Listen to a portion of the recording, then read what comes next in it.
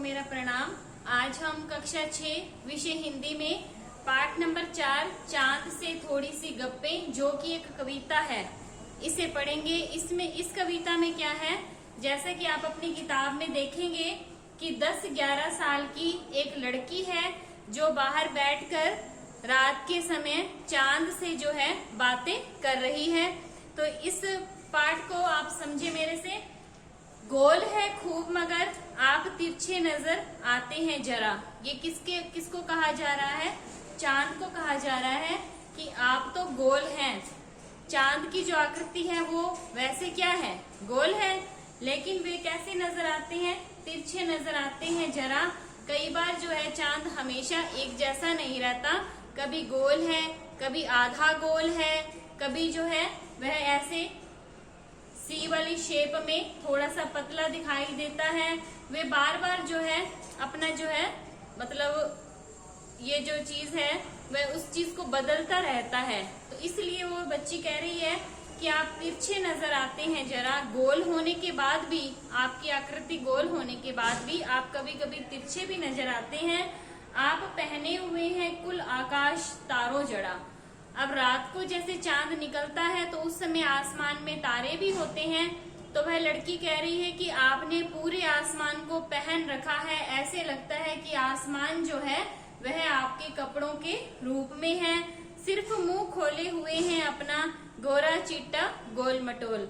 ऐसा लगता है कि चांद ने जो है मतलब पूरे आसमान को कपड़ों के रूप में पहन रखा है, और उनके बीच में चांद का जो चेहरा है सिर्फ वही दिखाई देता है, जो कि देखने में क्या है, बिल्कुल सफेद दिखाई देता है और गोल दिखाई देता है। अपनी पोशाक को फैलाए हुए चारों स्मित। यहाँ पे स्मित क्या है?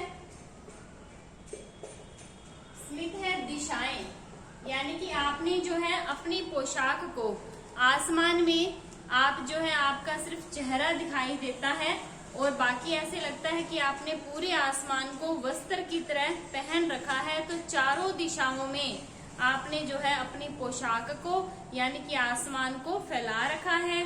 आप कुछ तिरछे नजर आते हैं जाने कैसे, यानी कि कभी कभी क्या है, गोल होने के बाद भी आप तिरछे नजर आते हैं, ऐसा क्यों?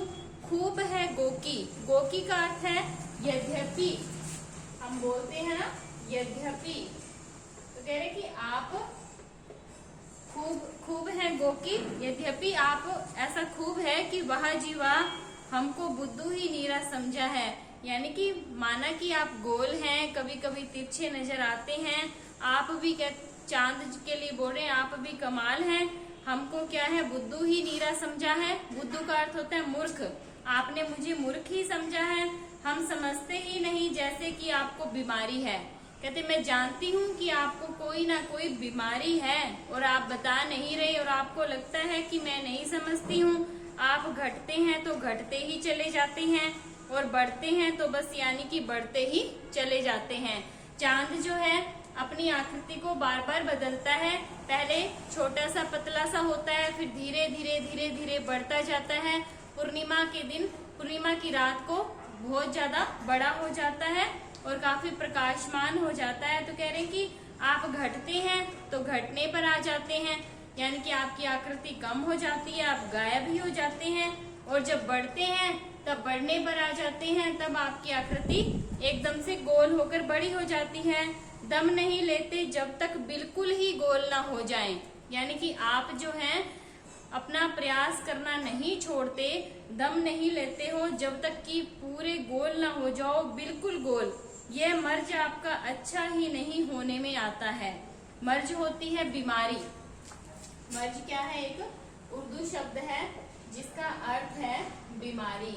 यानी कि वो बच्ची कह रही है कि आप क्या हो, ये जो आपकी बीमारी है घटने की, बढ़ने की, बिल्कुल गोल हो जाने की, ये जो है आपको अच्छा ही, आपकी यह जो बीमारी है ये आपको अच्छा होने ही नहीं देती। ऐसा क्यों है? क्योंकि चांद जो है वह बार बार अपनी आकृति में परिवर्तन करता है। पूर्णिमा को जो है चांद बिल्कुल गोल और प्रकाशमान हो जाता है, अमावस्या को चांद दिखाई नहीं देता है, उसके बाद वह पतली आकृति में आना शुरू होता है, फिर वो धीरे धीरे धीरे धीरे बढ़ता है और ऐसे ही वह धीरे धीरे घटता भी है। तो बच्ची के अनुसार चांद को क्या है, एक प्रकार की बीमारी है। ये क्या है, बच्ची की मासूमियत है।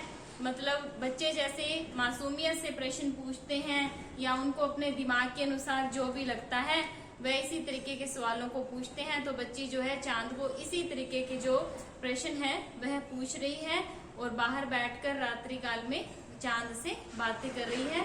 इसीलिए जो पोएट्री का नेम है वह है चांद से थोड़ी सी गप्पे। तो आज आपने इस पाठ को समझा है। जो अगली क्लास रहेगी उसमें आप इसी कविता के प्रश्न उत्तरों को करेंगे। आज के लिए इतना ही।